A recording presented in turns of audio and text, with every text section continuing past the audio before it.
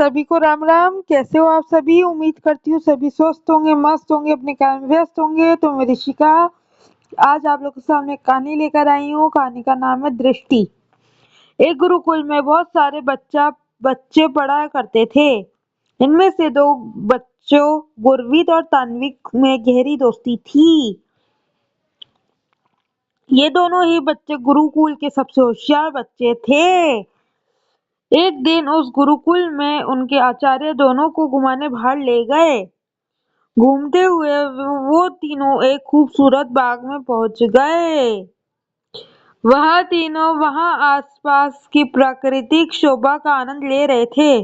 तभी उन लोगों की नजर आम के एक पेड़ पर पड़ी। उन्होंने देखा कि वह एक बालक डंडा लेकर आया और पेड़ के तने पर डंडा मारकर फल तोड़ने लगा। आचार्य ने अपने साथ आए दोनों बच्चों से आम के पेड़ की तरफ इशारा करते हुए पूछा, क्या तुम दोनों ने यह दृश्य देखा? हाँ गुरुदेव, हमने उस बालक को डंडा मारकर आम का फल तोड़ते हुए देखा, बच्चों ने उत्तर दिया। गुरु ने उनमें से एक बच्चे, इस दृश्य के बारे में तुम्हारी क्या राय है? उस बच्चे ने जवाब दिया, गुरुदेव, मैंने देखा कि कैसे उस बालक को डंडा मारकर आम के पेड़ से फल तोड़ना पड़ा। मैं सोच रहा हूँ कि जब वृक्ष भी बगैर डंडा खाए फल नहीं देता, तब किसी मनुष्य से कैसे काम निकाला जा सकता है।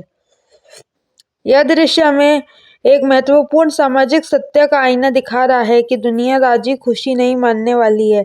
यह दबाव डालकर ही समाज या लोगों से कोई काम निकाला जा सकता है। गुरु ने अब दूसरे बच्चे से पूछा, तुमने भी डंडा मारकर फल तोड़ने वाला यह दृश्य देखा, तो तुम्हारी इस बारे में क्या राय है? दूसरा बच्चा बोला, गुरुजी, यह दृश्य देखकर मुझे कुछ और ही लग रहा है। जिस प्रकार आम का यह पेड़ डंडे खाकर भी उस बालक को मधुर आम दे रहा है, उसी प्रकार व्यक्ति को भी स्वयं दुख सहकर भी दूसरों को हमेशा सुख देना चाहिए। अगर कोई हमारा अपमान भी करे तो बदले में हमें उसका उपकार करना चाहिए। यही सज्जन व्यक्तियों का धर्म है। यह कहकर वो गुरुदेव का चेहरा देखने लगा। गुरुदेव मुस्कुराए और बोले, देखो बच्चों, जीवन में दृष्टि बहुत महत्वपूर्ण है। अभी अभी तुम्हारे सामने एक घटना घटी है, लेकिन तुम दोनों ने उसे अलग अलग रूप में ग्रहण किया, क्योंकि तुम्हारी दृष्टि में भिन्नता है। मनुष्य अपनी दृष्टि के अनुसार ही जीवन में किसी प्रसंग की व्याख्या करता है, उसी के अनुरूप कार्य करता है और यूं कहे कि उसे के मुताबिक फल भी भोगता है। गुरु ने पहले बच्चे से कहा, तुम सब कुछ अधिकार से डराकर हंसाकर हासिल कर सकते हो, वही तुम्हारा मित्र प्रेम से पाना चाहता है। शिक्षा।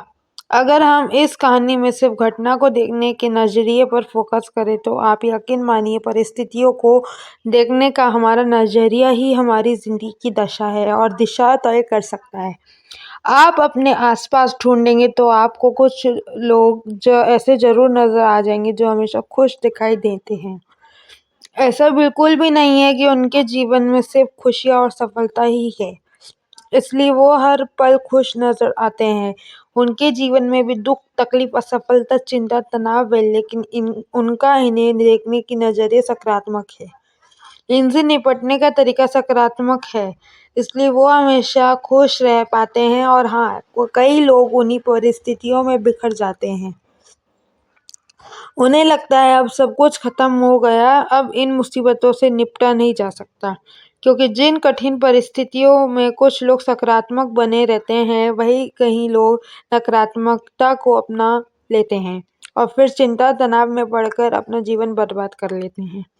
आप चाहे किसी भी समाज से हो, अगर आप अपने समाज किसी उभरते हुए व्यक्ति से या जलते हुए या उसकी निंदा करते हो, तो आप निश्चित रूप से उस समाज के लिए कलंक हो। जय जय श्री राम। जय हिंद। सत्य प्रसन्न रहिए। जो प्राप्त है वही पर्याप्त है। धन्यवाद। जय हो। सदा विजय हो।